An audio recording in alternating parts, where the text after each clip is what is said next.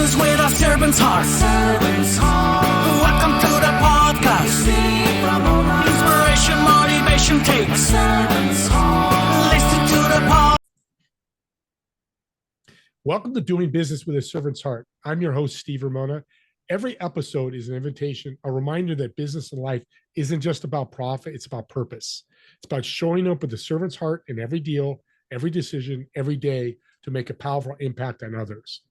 My guest today, is he going to light you up? If you're a dad out there, well, let's just say this. We all have a dad. We had to have a dad. Either you're a dad or know a dad. You need to share this podcast or you need to listen because he's going to motivate you. He's going to challenge you. And more importantly, you're going to walk away with tools that inspire action both in your lives, dads, and the lives of other dads. Think about that, the impact you'll make. But before you dive in, I got homework for you. How are you going to serve yourself and serve others today? It doesn't have to be a big impact. Even a small act of kindness or courage can change the game. So let's lean in. Let's take notes. I got my pen ready. Yeah, it's a mechanical pen. And let's discover how servant leadership in business can create that ripple effects that last far beyond the bottom line. Quick shout out to my sponsor, Epic Impact, the only universal, emotionally resonant messaging framework that works anywhere for my audience. This 4-step system transformed how I pitch, how I social media post, and how I develop my podcast. Engage, persuade, inspire, and close with clarity. I use it daily and it works. You can grab your free trial at epicimpact.ai with promo code Steve. Let's inspire action today. With that being said, let's bring our guest on because I went through that fast because I want to get him on the show. Jeff, welcome to Doing Business with a Servant's Heart. Thanks, Steve. It's great to be here. Well, I'm excited because what caught my ear and eyes, I told you before the show, ambitious dads. What's the genesis of that? Well, the genesis story is a bit long, but I'll tell you because it's very meaningful to me at least. So, my whole life I always wanted to be a dad. I can remember as far back as high school, and about 11 years ago, I found out that I couldn't be a biological father. And when I found that out, I realized that if I ever was going to be a father one day, I needed to change what my definition of fatherhood was. And fast forward 11 years later, I have 2 wonderful boys. They're 5 and 8 years old. They're the absolute lights of my life. And what changed for me in that journey? Well, so many things, but one is realizing that if I can change my beliefs around something as foundational as what it means to be a dad, then any of us and all of us can change our beliefs and transform in our lives. And so it's really propelled the work that I do as a leadership expert and coach. And then about 2 or 3 years ago, I had my biggest client sort of paused, which is totally normal in coaching when you're with someone for a while. Yeah. And I started just spending some time thinking, and I was thinking, I coach CEOs that are men and women and other executives of both sexes. And I noticed that when I asked men about their goals and visions for their careers, for their businesses, they had no problem spitting them out. But when I asked them those same questions about their families, about their children, they had nothing to say. They didn't know where to go with that. And I was getting really curious about why. And at the same time, I was going through some of the hardest earlier moments of being a dad with young boys, whether it was temper tantrums and discipline or fighting amongst each other. And so I was getting really curious about what I thought I was failing a lot in. And so I decided, you know what, I don't know enough about any of this. So I'm just going to start by interviewing ambitious dads. So I set out to interview 50 ambitious dads and just ask a ton of questions about the hardest and things in terms of balancing work and fatherhood and what things they wanted to know more about and all that stuff. And well, I got to 50 interviews and then I got to 100 and now I'm north of 200 interviews and I started writing about it. And then, my focus as someone who likes to coach and mentor and support, I started building programs around it as well. And so that's where I am. And that's literally kind of the genesis of Ambitious Dads. What's funny to me as I'm listening to you, you don't Google this. This is not something you go on YouTube and go, or chat GPT, because you'll get an answer, but you're the accountability partner. You're the like, okay, Steve, I taught you this. Hey, I'm arguing with my kids all the time. Here's a leadership tool that you give me, but you make me accountable next time I see you, which I love that you're doing, because we so rely on this quick answer, and it works for a couple of weeks, and it's like I'm fighting with my kids again, or I'm late home. I'm home late all the time. I don't see my family go to, all those stories that you've seen. So I really love in what you're doing, your niche there. What is a father that's a leader? What does that look like to you? Well, a father that's a leader, I mean, like ambitious dads in general is meant to be broadly defined, right? So you can be ambitious because you really want the success in your career in many traditional forms, but you also want a different type of success at home.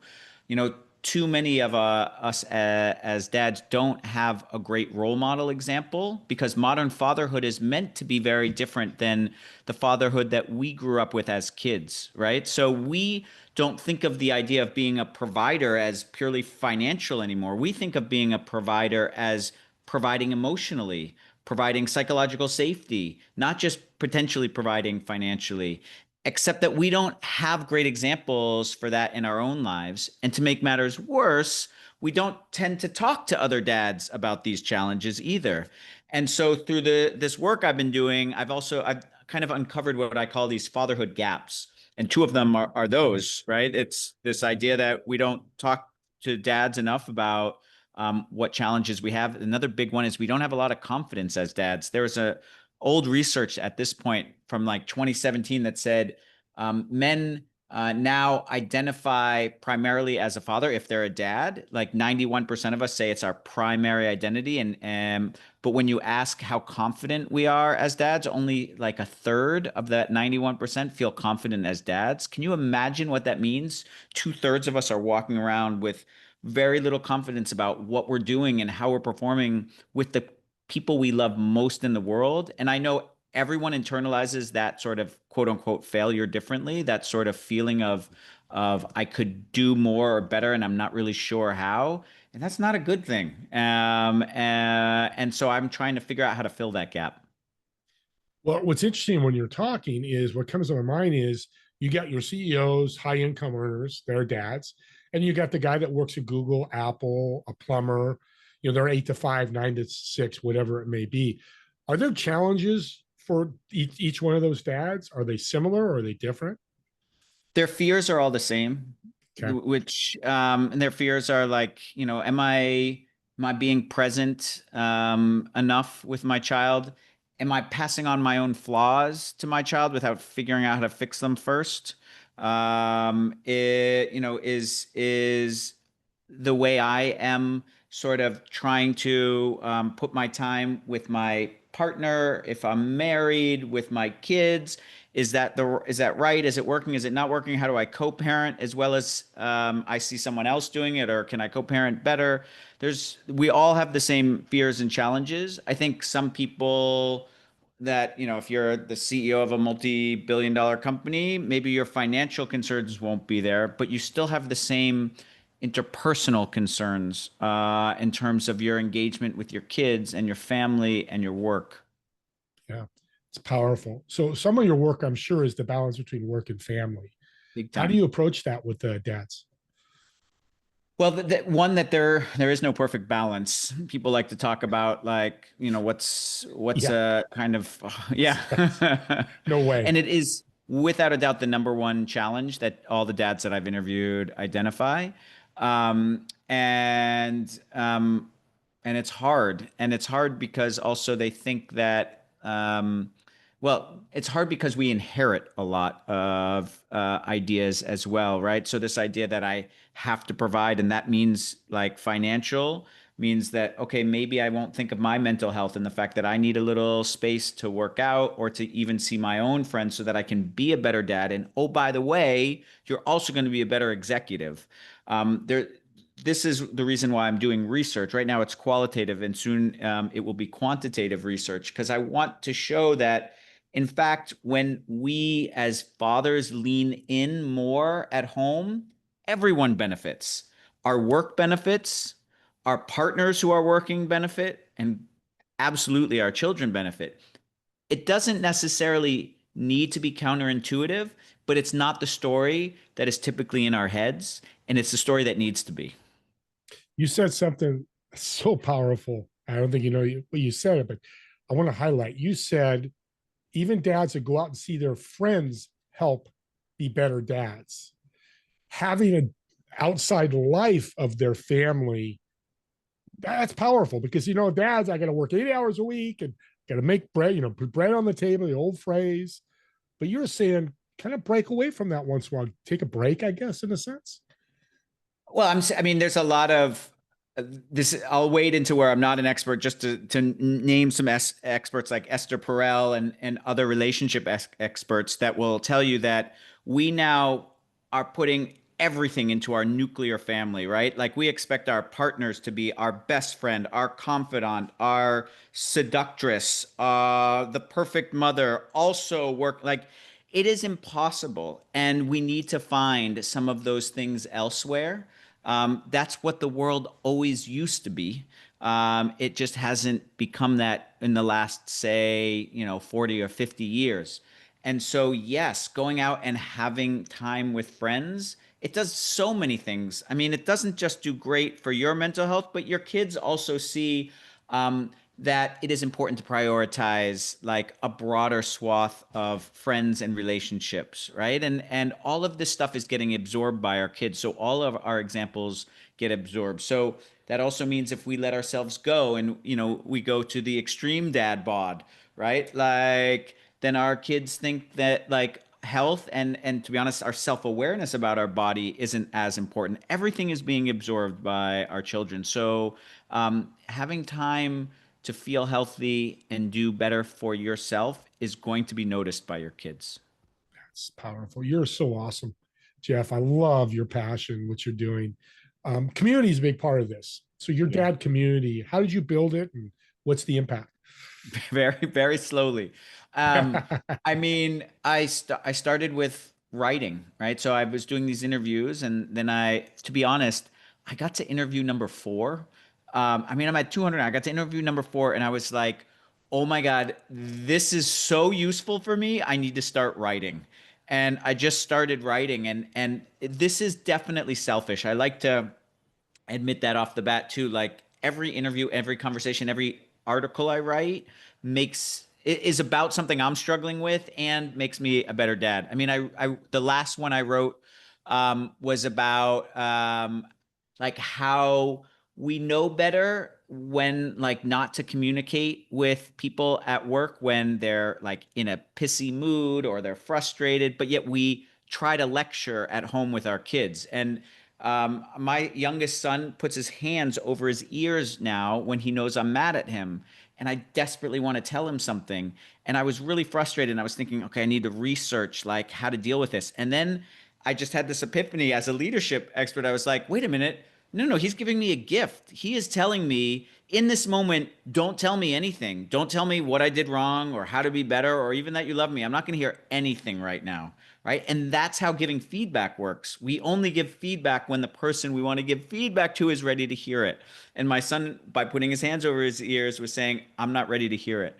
And so that was just one example. And I turned that into an article. And so, I have these conversations and people are struggling with stuff and it creates that spark to do some more research. And it's a bit unfortunate, like most of the whether it's short videos or articles about parenting are coming from a female perspective, which is wonderful, but it's a different perspective.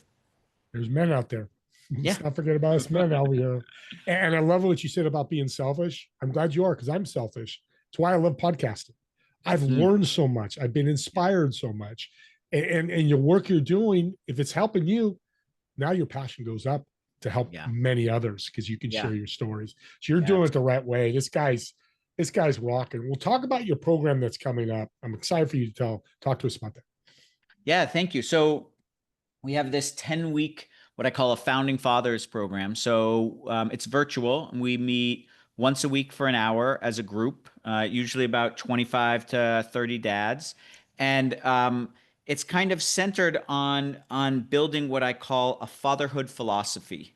And so over the course of 10 weeks, you will sort of like build the components of it. But kind of broadly speaking, a fatherhood philosophy is no longer looking at the forest through the trees. It's about saying, like, I'm not going to spend the rest of my fatherhood reacting all the time. I'm going to understand like how I want to father, right? I'm going to understand what my values are, what my definition of success is, how I want to teach my children about money, about saving, how I want to teach them about emotions and how to manage emotions, how I want to like engage on so many different levels, but all I've been doing really is reacting, and not really thinking about like what's going to work for me and my family. And so we build that out. And along the way, we build an incredible relationship with each other. All the men that are part of the Founding Fathers program, we spend lots of time in small groups.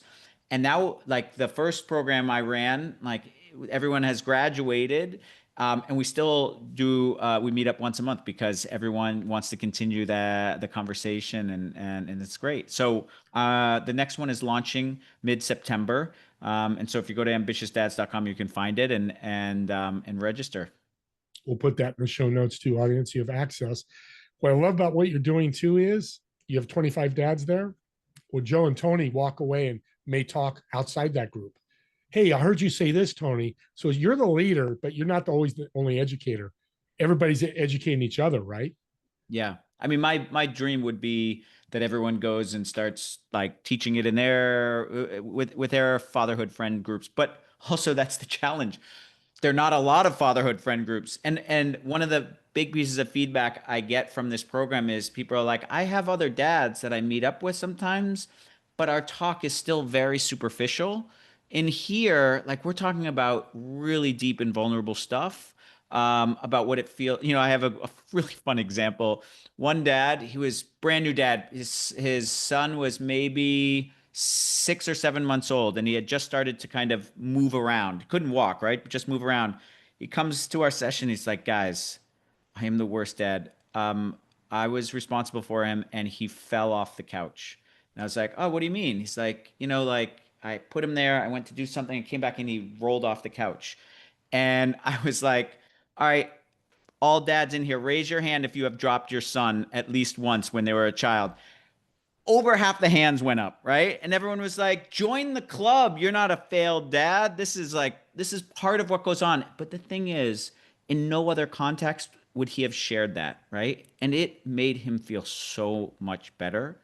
And so Founding Fathers is not going to help you stop dropping your kids when they're infants. What it's going to do is it's going to teach you that you're not alone in going through all the difficulties that come with fatherhood. You just came up with something that came to my head was as men, we don't share that stuff. Women No. will go to their women's groups, their book, love that you do that, women. We don't do it enough. So you're building this community so they can be open, intimate, and emotional in a space where other men can be emotional and intimate as well. Yeah. Audience, if you're a dad out there, I would check that out. I don't promote a lot of stuff, but this is one I'm not a dad, but I'm learning a lot to be a dad. And that's why I love podcasts, because what you're giving me, I can share with other dads. And that's the power of this. Do you have a success story of a dad you work with? I mean, the story about dropping the baby was good, but you have another one? I mean, we're only sort of 6 months out from the original program, but the success stories, trying to think. I mean, it mostly revolves around how they react differently with their kids now, right? So I do have one. So another piece that we teach in the program, is that you should kind of have a definition for what your role is as a dad to your kids at each age. So if your kids like, and I did this with mine, if my kids, maybe 4 or younger, I say my number one job is to keep you safe. That's it. That's my job. And if my son or if someone's daughter is like doing something and you don't want them to do it because it seems a little dangerous, you're able to say, hey, I said no. do you remember why? And they'll be like, no, you don't want me to have fun. And you can say, no, what's my number one job as a dad? And they'll say, oh, to keep me safe. And you'll say, yes. And that's why I do it. And then the next age, like now my kids are older than that. So I tell them my number one job is to help them learn and grow. And so if there's something I want them to do that's related to that and they're being stubborn, I say, hey, what's my number one job right now? So this activity where we've defined this for different ages, almost all the dads came back and said, oh my God, this was super helpful in shutting down a situation and an argument, but also helping me reflect what's important to me as a dad and for my kids to understand it as well. So that's one that I got a lot of feedback on. You're making being a dad much easier. What I'm trying to do is Or just easier. say we apply this stuff at work, right? We have vision statements, we have 3-year plans, we have value statements, we have all these things. It doesn't have to be written like that at home, but if you create something that is more far-reaching about who you want to be and how you want to represent yourself to your family, that's going to make it all a little bit easier. Well, every business should have a business plan. You just made it. Every family should have a family plan. And that's, Yeah. I just learned another thing. I'm getting notes like crazy here. This is a smart dude we got here. I love it. Well, let's talk about your podcast, Ambitious Dads Podcast. Love the name, by the way, because I love the name. But what's it about? What are you trying to accomplish? Yeah, thank you. So it's similar to what I'm talking about with all the founding fathers in these programs. Is I don't want a podcast where I bring someone on and they talk about how great they are as a dad and like, hey, I've balanced everything perfectly. I'm a super successful in my business and I'm super successful as a dad. It is instead about being vulnerable. So the Ambitious Dads podcast is about all the challenges that anyone who's listening as a dad faces. It's about like that really difficult work-life balance challenge. It's about the really difficult challenges that we face at home with our kids at different ages, with our co-parent, our partners. And we talk about examples with every dad of what's working in their family, but we also talk about like what their big fears are and what isn't working right now. And that's the whole point, because as you and I have been talking, it's about like, let's share more of what fatherhood is really like, not the idealized, women also talk about how unfair it is. There's this idealized view of how you should be a perfect mom. Men, we don't even have any idealized view, one, which is a problem, but two, if there is one, it's more like a stereotype. Like we go to work and we provide that way, and then we offer nothing at home. Like I want to change all that. So these conversations are meant to do that. So what the podcast is, an extension of the Founders Group, in Yeah, a it sense. really is. We t- That's we beautiful. we look at the big gaps and fears that dads have, and we talk about them. Well, this has been a fantastic show. We're coming to the end here. What's the future look like? Well, the future is whatever we make it. So I'm going to tell you what I want it to look like. I want a future where dads go into fatherhood emotionally prepared. To do that, they need to do their own work. I think the hardest thing that I experienced as a dad, after finding out that I had to reinvent what it meant to be a dad, of course, was realizing that all my traumas, all my triggers that I hadn't resolved or even knew I had necessarily come front and center when you are a parent. When you are sitting there with your 3-year-old who's in the middle of their 10, 15, 20, 30-minute temper tantrum and you just can't hold it in anymore. Like these are the things where when we work on ourselves, we make it better for everyone around us. And there are so many ways we can do that. So a great future looks like us as dads doing that not for ourselves, but for the people we love more than ourselves, who are our children. So that would be it. Wow, what a way to end the podcast. That's so well said. Let's have some fun. I want to get to know you a little bit better. So, got a table in a restaurant for you reserved. There's a table of 4. So you're going to sit in one of the chairs. In the 3 empty chairs, whether they're dead or alive, who would you invite that you've always, always idolized? Not idolize is not the right word. Mentors, people that you always would love to talk to get to know, maybe some great dads. But more importantly, what food would you order? I would definitely order a paella. Oh, look at Um, that. I will tell you, I might, I'm not going to shift my answer, but here's what I would say, because I've been thinking about this a lot lately, particularly in working with dads around their triggers and the emotional like development that we need. I would love to meet um, the best version of my mother who didn't, if she didn't have the trauma and tragedy that she had in her childhood. I have this vision that like to meet the person that we were all meant to become if we could have Mhm. overcome our biggest challenges or tragedies. That would be amazing. I want to hear advice from that woman. And I think the same would be true for any number of my closest friends whose names I probably won't say, but it would be the people that are closest to me, that have experienced some really horrible traumas in their lives. And I would love to have a meal with their deeply healed selves and like, just talk and hear about the beauty in which they see the world. That would make my heart full. One of the most unique answers I've ever heard about. I've done 400 of these questions. Powerful, powerful. I love that it's coming from your heart. That's why I love asking the question. Jeff, thank you for what you're doing for dads. This movement's going to grow. I'm going to help you grow. And audience, I want you to help them grow. But people want to learn more. Give them the website again, name of the podcast, where they can find it. Yep. Just go to the website, ambitiousdads.com, spelled just like it's said, ambitiousdads.com. And then the podcast is the Ambitious Dads Podcast. You can find it anywhere that you can find yours, your podcast, Steve. So, yeah.